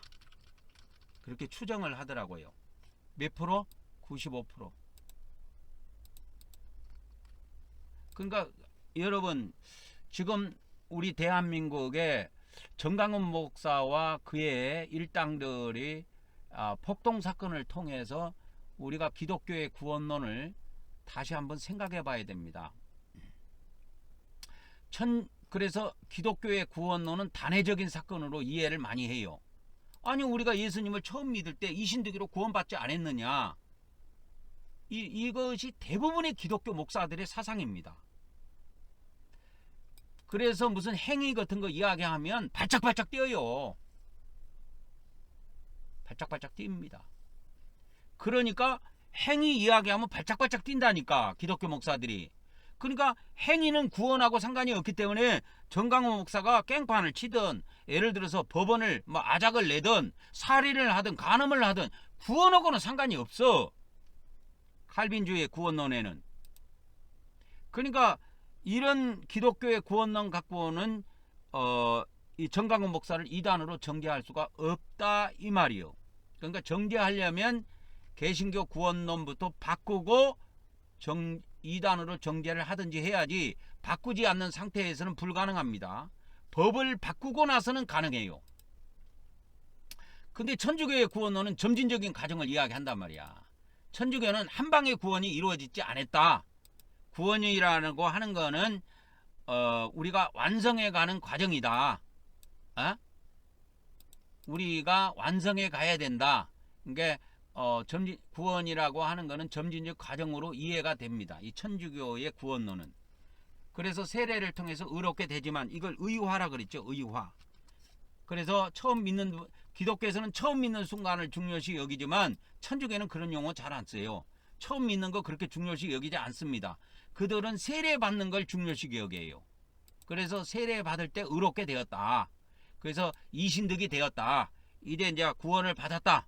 쉽게 말하면 기독교식으로 말하자면 거듭났다. 중생했다 이 말이요. 그러니까 중생이고 거듭나고 구원받은 사람은 성화를 통해서 점진적으로 하나님께 더 가까워져야 구원이 완성된다. 그래서 성화를 강조합니다. 천주교에서는. 그래서 천주교에서는 처음 믿었을 때 이 구원, 기독교는 처음 믿는 거 굉장히 중요시 여기고 믿음으로 구원이 거의 완성된 것처럼 말을 하는데 천주교는 그렇게 보지 않습니다. 그래서 제가 이렇게 잡았죠. 구원의 개념이 단회적이냐 점진적이냐. 개신교는 단회적입니다. 이신득이도 단회적이라 그랬죠. 근데 개신교의 구원론은 점진적이야. 천주교의 구원론은 점진적인 특성을 갖고 있다고 이야기합니다.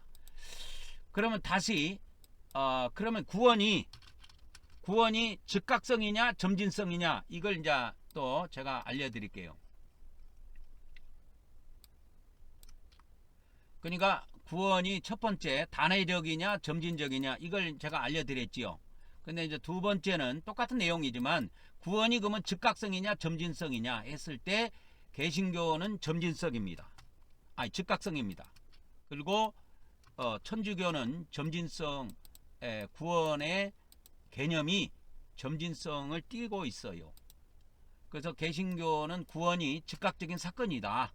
예수님을 처음 믿을 때 이신득이 그러니까 믿음으로 의롭다함을 선포받았고 그때 영원한 생명을 받았다 이렇게 보는 겁니다. 그래서 개신교에서는 이 처음 믿는 순간을 굉장하게 중요시게 봐요. 처음 믿는 순간. 그래서 예수님을 처음 믿을 때 내 죄를 위해서 십자가에서 예수님이 다 내 죄를 위해서 피를 흘려나셨기 때문에 내가 예수님을 처음 믿는 순간 내 모든 죄를 사함받고 나는 다 구원을 받았다. 뭐 구원 받았으면 할 일이 없죠. 집에서 자셔도 돼요. 예배 들어 안 나와도 되고 푹 주무셔도 되고 살인을 해도 되고 간음을 해도 되고 그렇습니다. 개신교의 구원론은 법원을 아작내도 되고 법원 폭동을 일으키든 뭐 헌법재판사를 다 때려 부식든 뭐 괜찮아요. 개신교 구원론은. 그러니까 그렇게 열심히 하시다가 지옥 들어가시면 됩니다.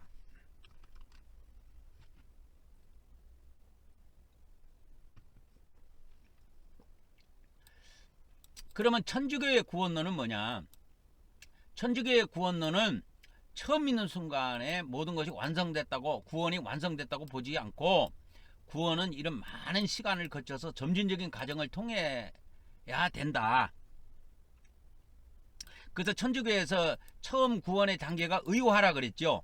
의화를 이제 1단계 구원이라 그랬잖아요, 제가. 그래서 천주교에서 의화.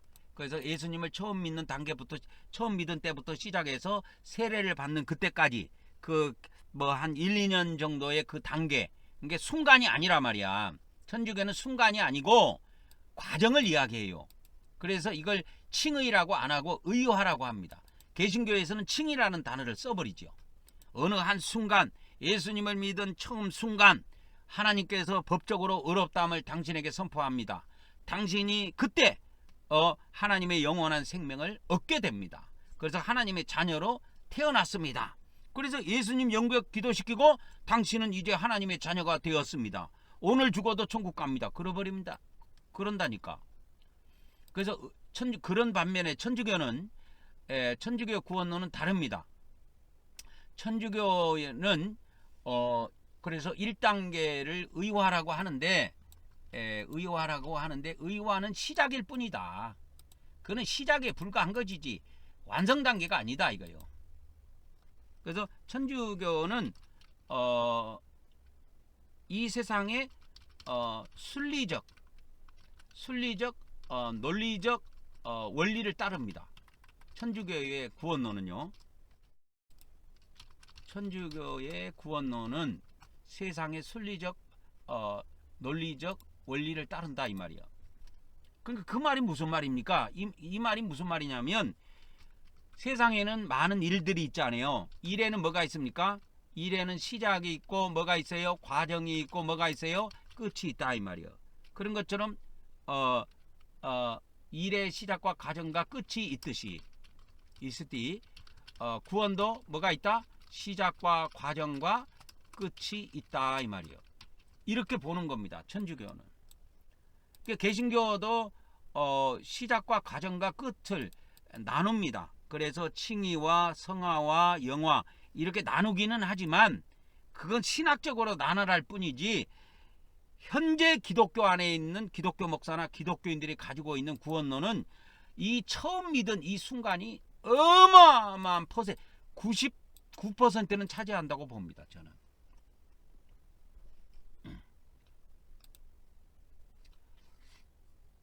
그래서 이제 천주교의 그 구원을 이렇게 제가 이걸로 한번 천주교의 이렇게 구원론을 이렇게 한번 알려드려 볼게요. 그러면 천주교의 구원론 그러면 시작, 그죠? 시작이 있고 과정이 있고 끝이 있을 거 아니요. 이렇게 시작이 있다. 그 다음에 과정이 있다 이 말이에요. 과정. 그 다음에 세 번째 구원의 끝이 있다 이 말이에요. 뭐 이것도 한자로 해드릴게요. 결말. 그러면 시작은 뭐로 됩니까? 믿음. 오직 믿음입니다. 천주교의 구원론도 오직 믿음, 오직 은혜예요. 천주교가 이게 없는 것이 아니야. 있어. 똑같아. 처음 시작은 그러니까 하나님의 생명을 얻는 거는 그러니까 거듭나는 거. 그 다음에 영생을 거듭남이라는 거 영생을 얻는 걸 말하는 거죠. 이것은 오직 은혜, 오직 믿음 이거 이야기합니다. 개신교하고 똑같아요. 이거는. 근데 개신교는 이 시작에 매몰되어 있는 종교야. 개신교는. 근데 천주교는 시작에 방점을 두지 않습니다. 개신교는 완전 시작 하나 이거에 완전히 시작했으면 끝난 거야 벌써. 그냥 예수님 믿었으면 천국 들어가는 거야. 이렇게 보는 거야. 이게 개신교는. 근데 천주교는 그렇게 안 봅니다. 이 과정이 중요해요. 천주교는 이 과정을 중시합니다. 구원의 과정. 그래서 믿음과 행위로 된다. 그래서 여기다가 제가 추가를 할게요. 개신교는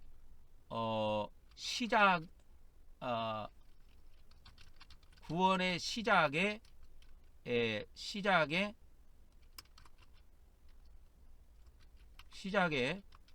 꽂혀 있다면 천주교는 과정에 집중합니다. 과정.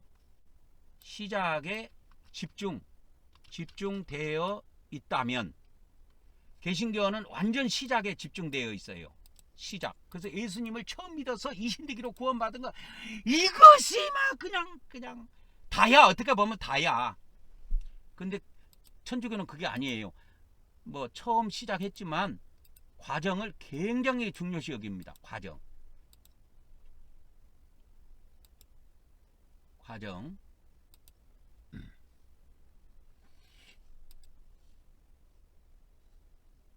이제 결말은 이제 천국에 이제 입성해서 영광을 누리는 삶, 그 구원의 결말은 이걸로 봅니다. 이건 뭐 천주교든 개신교든 구원의 결말은 똑같지만 여기에도 천주교는 과정이 있어요. 천주교도 여기에는 과정이 있습니다. 기독교하고 다릅니다. 그래서 성결하지 못한 성화하지 못한 신자는 연옥에서 성화 과정을 거친 후 천국으로 입성한다 이렇게 되어 있습니다. 그래서 이제 천국에서 영광을 누리는 삶을 갖게 된다 이 말이에요. 그래서 이 천주교의 구원의 결말도 이것이 분명하게 존재합니다. 천주교에는 성화하지 못한 신자, 개신교는 이것이 어느 교단에도 없어요. 이게 개신교는 성화 자체의 교리는 있지만 그러면 성화 안 하고 거룩하게 안 살고 저렇게 개판으로 법원을 아작내고 뭐 그냥 대한민국을 다 때려 부시고 살인하고 앞으로 이 세상이 점점 가면 살인하는 자도 많이 나올 거예요. 집단적으로 발광하는 역사가 많이 나타납니다. 이게 살인하든 간음하든 막 폭동을 일으키든 뭐 이런 것이 구원에 전혀 영향이 없기 때문에 개신교는 성화하지 못한 신자에 대해서 뭐 다른 것이 없습니다. 뭐 이신되기로 구원 받았으면 끝이에요. 그러면 이제 천주교의 이게 구원론이고 천주교의 이게 구원론이고 그러면 이제 제가 이제 그러면 성경의 구원론을 좀 알려드리고 오늘 여기 더 있네. 세 번째, 그러면 구원이 단회적이냐 지속적이냐 이걸 봅시다. 구원이 단회적이냐 지속적이냐. 구원은 개신교는 단회적으로 봅니다. 단회적으로 완성되지만 구원을 유지하기 위해서는 믿음을 지속해야 된다. 그러니까 여전히 뭘 강조해요? 믿음만 강조하는 거예요. 그래서 일부 교파에서는 한 번 받은 구원은 영원히 구원을 잃지 않는다고 보기도 합니다. 이걸 뭐라 그래요? 칼빈주의라고 그래요. 칼빈주의. 칼빈이 뭐냐면 칼뱅이라고도 하는데요. 장 칼뱅을 말하는 겁니다. 그러니까 영어식으로 발음하면 그냥 칼빈이라 그래요. 칼뱅이라고 하는 거는 영어식 발음은 아닙니다. 그래서 개신교는 구원을 단회적인 사건, 단회성, 그러니까 단회적인 사건으로 많이 봅니다. 이게 개신교의 특징이에요. 그래서 이신득이 이 말이 툭 튀나와요. 기독교 목사들 입에서는 구원 이야기하면 반드시 이신득이 툭 튀나옵니다. 천주교는 그런 말 잘 안 해요. 천주교는 구원을 지속성으로 봅니다. 지속성으로 뭐로 본다고요? 지속적인 것으로 본다. 천주교에서 말하는 구원은 지속성을 가지고 있다. 그래서 지속적인 과정. 이게 뭐예요? 신앙생활이에요. 교회생활이고. 교회생활, 신앙생활을 말합니다. 그래서 교회생활 전체, 신앙생활 전체 이 과정을 신앙생활 전체, 교회생활 전체를 천주교에서는 구원의 일련의 과정으로 본다 이 말이에요. 그래서 천주교에서는 구원을 지속적인 과정으로 보기 때문에 성화를 통해 끊임없이 노력해야 구원을 유지할 수 있다고 강조합니다. 기독교는 이렇게 성화를 별로 강조 안 해요. 이신득이 이거에 빠져 있어요. 이신득이에 빠져 있습니다. 그래서 한번 예수님을 믿고 구원받으면 영원한 구원이다. 이 칼빈주의는 이렇게 보는 거예요. 자, 그러면 개신교의 이제 구원의 신학적인 근거를 어디에다가 방점을 두느냐? 개신교 구원의 뭐 신학적 근거라기보다는 구원의 강조 사항 그렇게 할게요. 그러니까 개신교에서 구원을 받는 데 있어서 강조하는 것이 있습니다. 3개예요. 성경, 오직 믿음, 오직 은혜입니다. 믿음이라는 건 믿는 사람의 믿음을 이야기합니다. 예수님을 믿는 사람의 믿음을 이야기해요. 그래서 성경에 이 구원의 교리가 약속되어 있다. 예수님 믿으면 영생한다. 뭐 그래서 강조하는 것이 요한복음 3장 16절 이야기하잖아요. 그래서 예수님을 믿으면 영생한다. 그래서 이렇게 믿음으로 영생한다. 그래서 이런 요한복음 3장 16절 이런 것이 이 개신교에서는 굉장한 다른 구약 성경이 24,000절인가 몇 절인가 돼요. 근데 그것보다도 더 강력해요. 요한복음 3장 16절이 이 한 절이. 그리고 개신교에서는 오직 믿음으로 구원받는다. 그러니까 여기서 믿음이라는 것은 예수님을 말합니다. 뭐 부처를 믿어서 되는 것은 아니에요. 오직 예수님을 믿어야 된다. 그리고 오직 하나님의 은혜, 오직 하나님의 은혜로만이 구원을 받는다. 그러니까 천주교도 1단계 구원은 이렇게 돼 있어요. 천주교도 1단계 구원이 이렇게 돼 있습니다. 근데 개신교는 이걸 처음부터 끝까지 1단계, 2단계, 3단계가 끝까지 이렇게 돼 있다라는 것이 문제예요. 그래서 천주교의 구원의 강조사항 그렇게 할게요. 신학적인 근거보다는 구원의 강조사항으로 바꿀게요. 그러면 천주교는 구원을 받는 데 있어서 뭘 강조하느냐? 아까 개신교는 성경만 강조한다 그랬죠. 근데 천주교는 하나가 더 있어요. 전통. 교회의 전통을 굉장하게 중요시하게 여깁니다.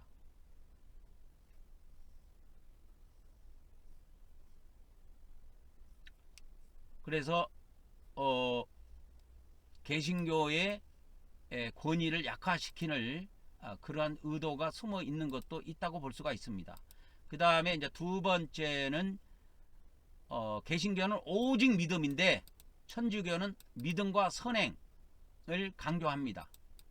믿음과 선행. 그래서 피데스 에트 오페라 보나.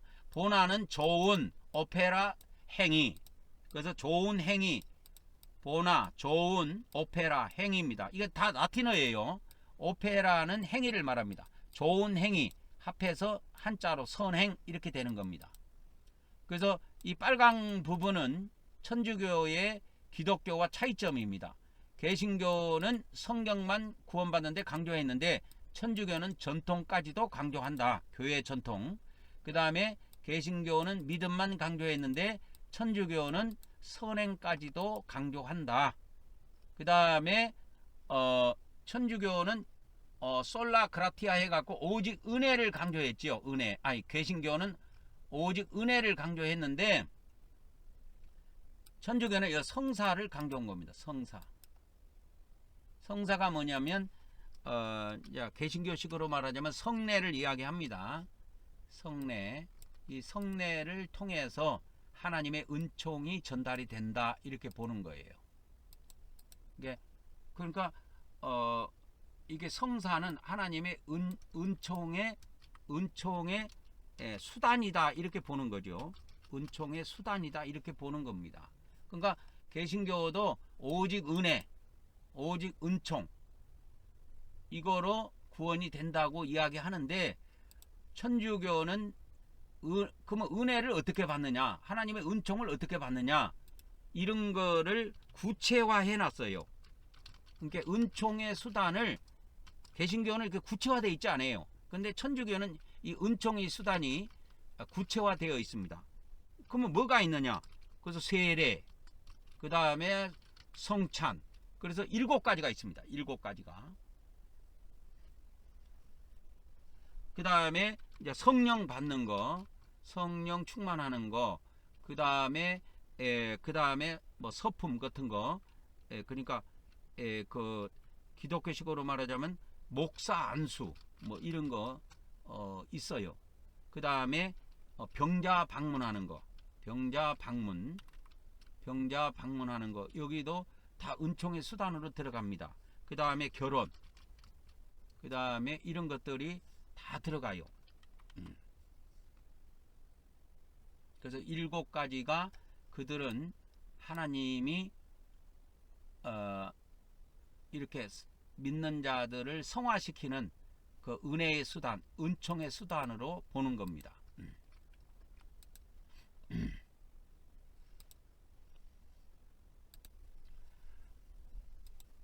자, 개신교가 그러면 개신교 그 종교개혁자들이 1500년대에 하나님의 은혜와 믿음으로만 구원을 받는다고 하는, 하나님의 은혜와 믿음을 통해서만 구원받는다고 하는 것을 강조하게 된 역사적인 배경이 있어요.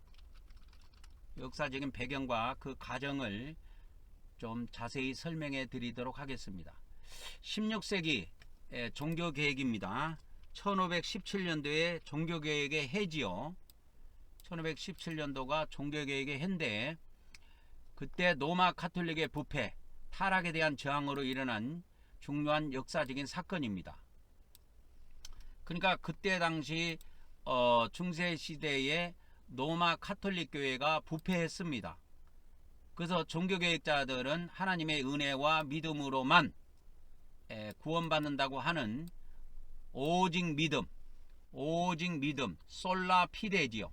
그 다음에 오직 은혜, 솔라 그라티아, 이 2가지를 가지고 나온 겁니다. 오직 믿음, 오직 은혜.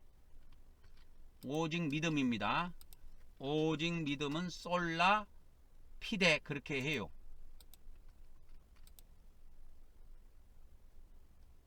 그래서 오직 은혜는 솔라 그라티아라 그랬지요. 솔라 그라티아.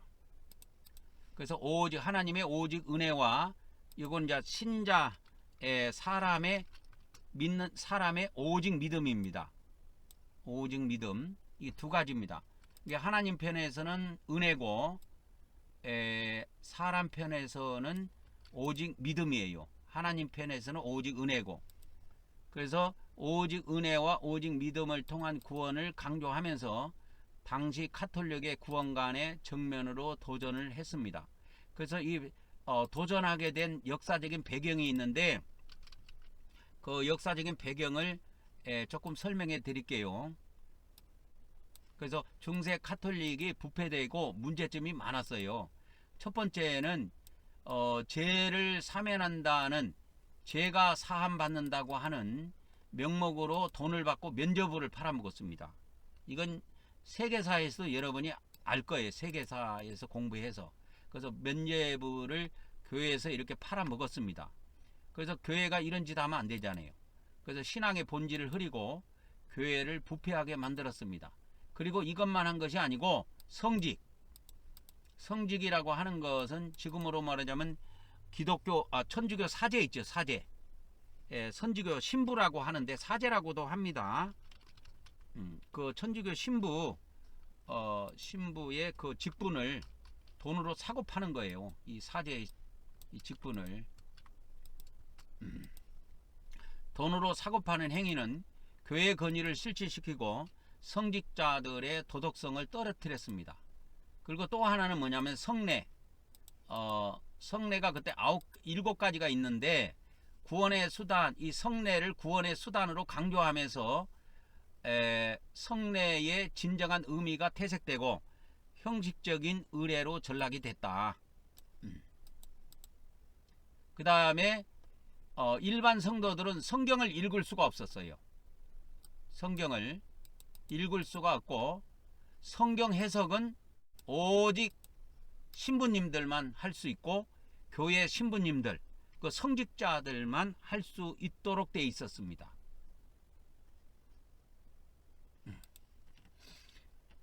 그래서 이제 종교교육 과정을 보면은 그 이제 역사적인 배경은 그렇고 네 가지를 정리했죠. 면죄부 판매, 그 다음에 성직 매매, 성례의 형식화, 그 다음에 성경을 읽을 수 없도록 제한되어 있었던 거. 이런 네 가지의 사건에 의해서 종교개혁이 이제 일어나는 과정을 한번 살펴보겠습니다. 마르틴 루터, 독일 사람입니다. 신학자이자 종교계획가인 마르틴 루터는 면죄부 판매를 비롯한 카톨릭 교회의 문제점을 비판하며 카톨릭 교회의 문제점을 비판하며 1517년도에 95개 반박문을 발표를 했습니다. 95개 반박문을 발표한 것입니다. 이 95개의 반박문을 통해서 면죄부 판매의 부당성을 지적하고 오직 믿음만이 구원을 가져다 준다고 주장했습니다. 그러니까 면죄부를 사는 그 행위로 제사함을 받는 것이 아니다. 이런 것을 강조한 거죠. 루터의 주장은 큰 반향을 일으켰고 이는 종교개혁의 불씨가 됐습니다.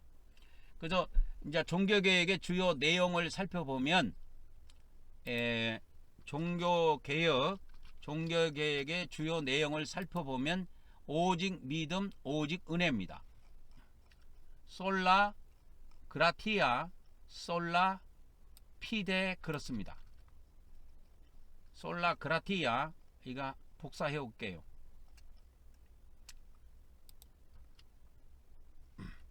그래서 오직 믿음, 그래서 솔라 피데입니다. 루터는 구원은 인간의 공로 행위가 아닌 오직 예수 그리스도에 대한 믿음만으로 가능하다고 주장했습니다. 이거는 맞아요.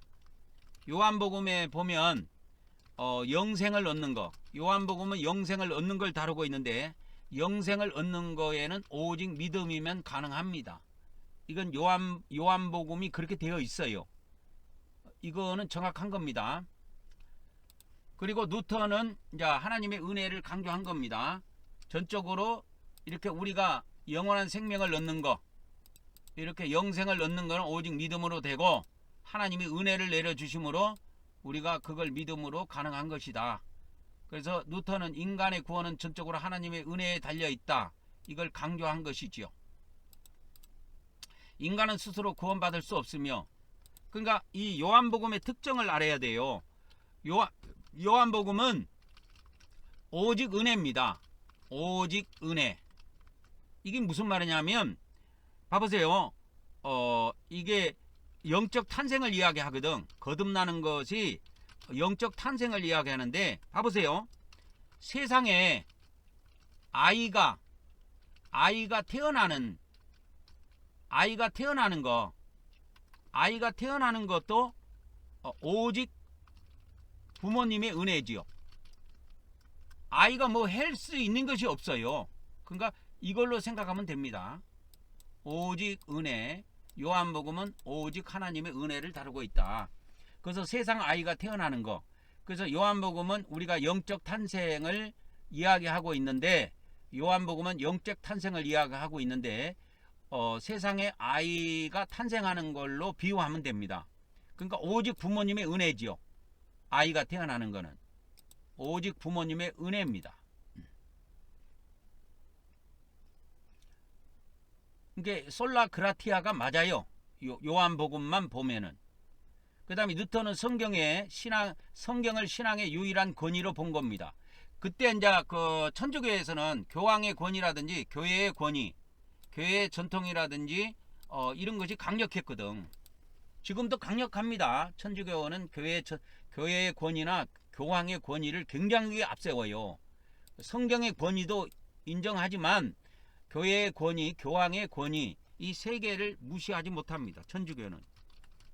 그래서 천주교는 천주교의 권위, 천주교의 권위는 성경, 그 다음에 교회, 교황 이 세 개로 봅니다.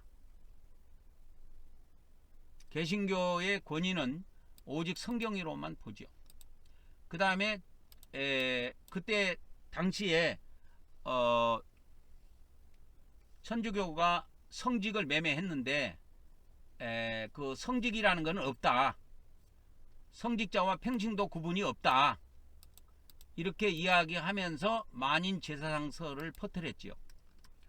근데 지금 기독교의 상황을 보면 현재 기독교를 보면 성직자와 평신도의 구분이 있습니다.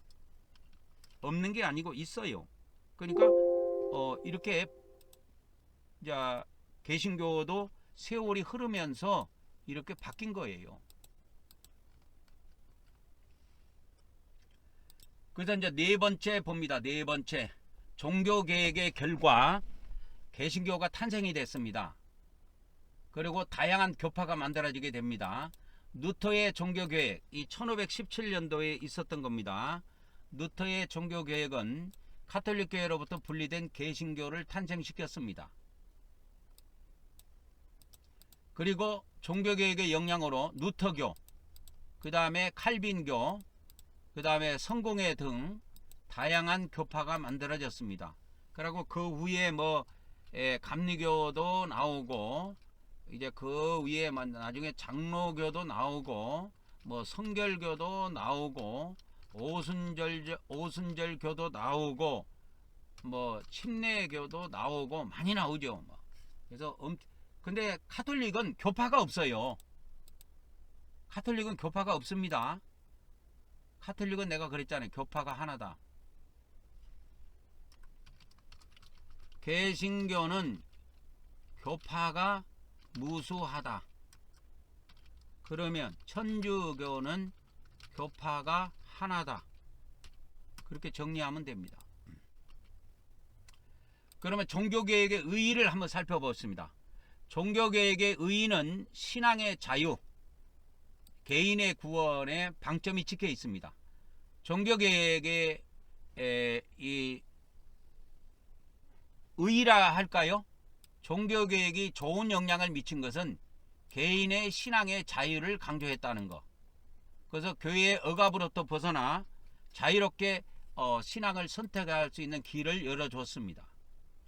그 다음에 종교개혁은 또 개인의 구원을 중요시하게 여겼습니다. 개인의 구원을 중요시하게 여기고 각자가 하나님 앞에 직접 나가 구원을 받을 수 있다. 꼭 교회를 통해서만 구원받는 것이 아니다. 라고 하는 것이 생기게 된 거죠. 그래서 종교개혁은 중세 가톨릭교회의 부패와 문제점을 극복하고 신앙의 자유와 개인의 구원을 강조한 측면이 강합니다. 그래서 종교개혁자들이 오직 믿음, 솔라 피데, 오직 믿음, 그 다음에 오직 은혜라고 하는 솔라 그라티아, 이거를 오늘날까지 개신교 신앙의 핵심 교리로 이와 같이 자리를 잡고 있습니다.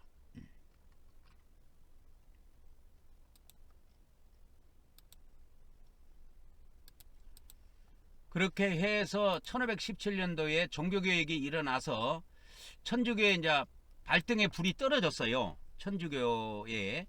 그래서 천주교가 종교개혁이 일어난 이후 한 30년 뒤에 천주교도 이렇게 해서는 안 되겠다.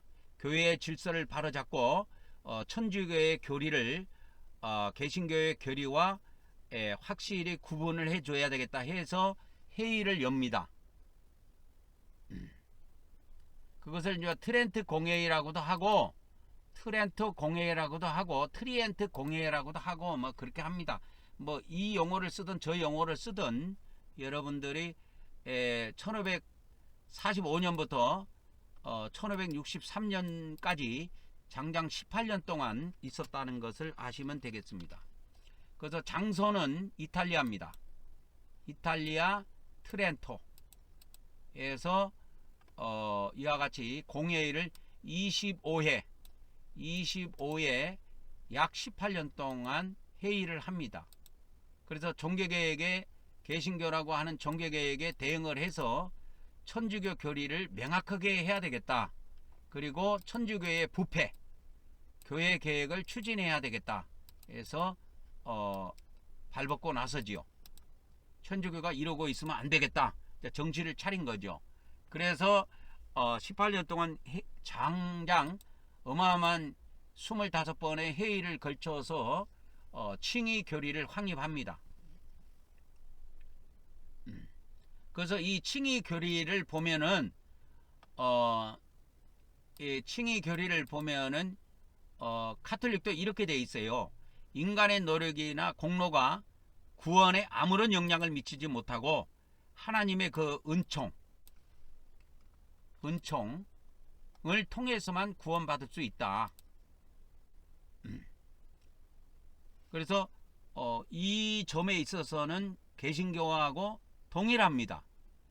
개신교하고 출발점은 동일해요. 근데 천주교는 여기에 이제 성화의 과정, 구원받은 사람이 의화된 다음에 의화된 신자가 믿음과 선행을 통해서, 개신교는 오직 믿음인데 천주교는 믿음과 선행을 통해서 이와 같이 구원을 완성해 간다, 이렇게 보는 거죠. 그래서 구원을 유지하고 구원을 완성해 가는 필수적인 요소로 믿음과 선행을 택하게 된 것입니다. 그리고 개신교는 성경만을 절대적인 권위로 주장했는데 천주교는 성경과 교회의 전통, 이 두 가지의 권위를 강조했지요. 권위로 강조했습니다. 그리고 성경 해석하는 것은 개인이 할 수가 없고 교회에 의해서 결정이 된다. 여기서 교회라고 하는 것은 성직자를 이야기합니다. 그러니까 오늘날로 말하자면 목사님들이 성경 해석을 하는 것이지 일반 평신도들이 하는 것이 아니다. 그리고 이제 개신교에서는 오직 은혜만을 강조했습니다. 그런데 천주교에서는 성사, 구원의 수단으로 7개의 성사가 있습니다. 그 다음에 교회의 역할을 굉장하게 강조했습니다. 그래서 그 7가지의 성사는 세례, 그 다음에 견진성사. 견진성사는 뭐냐면 성령을 받는, 성령으로 충만받는 그걸 이야기합니다. 그래서 세례를 통해서 의화된, 의롭게 된 신자가 성령의 충만함과 성령님을 통해서 신앙이 굳건해진다고 그래서 견진 그래요. 견진, 견고하게 된다, 그 말입니다. 그 다음에 매 주일날 성당에 나와서 예수 그리스도의 몸과 피를 상징하고 있는 떡과 포도주를 마심으로 점점점 거룩하게 돼 간다. 그리고 신앙생활하는 가운데 죄를 짓게 되면 고해 성사를 통해서 죄를 고백해서 죄를 용서받을 수 있다. 그런 가운데 또 남녀가 사랑을 키우다가 이렇게 또 결혼하게 되면 하나님의 뜻에 의해서 한 가정이 또 이렇게 탄생되는 이런 것들도 천주교에서는 거룩한 사건으로 봅니다. 그 다음에 또 뭡니까? 교회의 성직자가 사제나 부제가 되는, 뭐 개신교로 말하자면 목사 안수, 임직 예배라 그러죠. 임직 예배를 통해서 목사 안수 받는 것을 거기서는 성품 성사라 그래요. 그 다음에 병자 성사가 있는데 모든 사람에게 하나님의 위로와 치유의 은총을 전하는 그러한 거룩한 일을 병자 성사라고 합니다. 그래서 천주교에서는 이 7가지의 성사와 이 성직자들, 그러니까 사제들의 역할을 여기서 교회의 역할이라는 것은 성직자의 역할을 이야기합니다.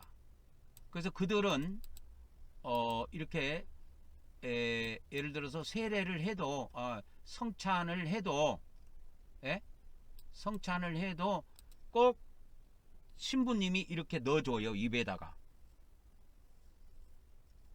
넣어줍니다. 입을 벌리고 있으면 거기다가 떡을 하나씩 넣어줍니다. 쭉 줄을 서 갖고 나와야 돼요. 그리고 이제 이 종교개혁이 일어나서 천주교도 정신을 차리고 우리가 이렇게 타락해서 안 되겠다. 종교개혁을 우리도 자체로 개혁을 해야 된다. 그래서 이거는 종교개혁이라고 말하지 않고 교회개혁이라고 말을 합니다. 신자들의 신앙생활을 돕기 위해서 성직자들의 도덕적이고 윤리적인 수준을 높이기 위해서 교회 개혁을 논의했습니다. 그래서 트리엔트 공회의를 통해서 천주교는 개신교와의 교리적인 차이를 명확하게 했습니다. 이것이 오늘날까지 그대로 굳어져 있습니다.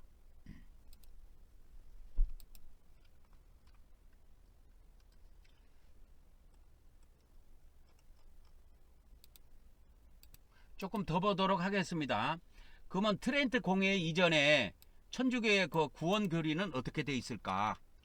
천주교의 구원 교리가 1500년대에 트렌트 공회의를 통해서 완성이 됐는데 그 이전에는 그러면 믿음과 행위에 기초한 구원론이었을까?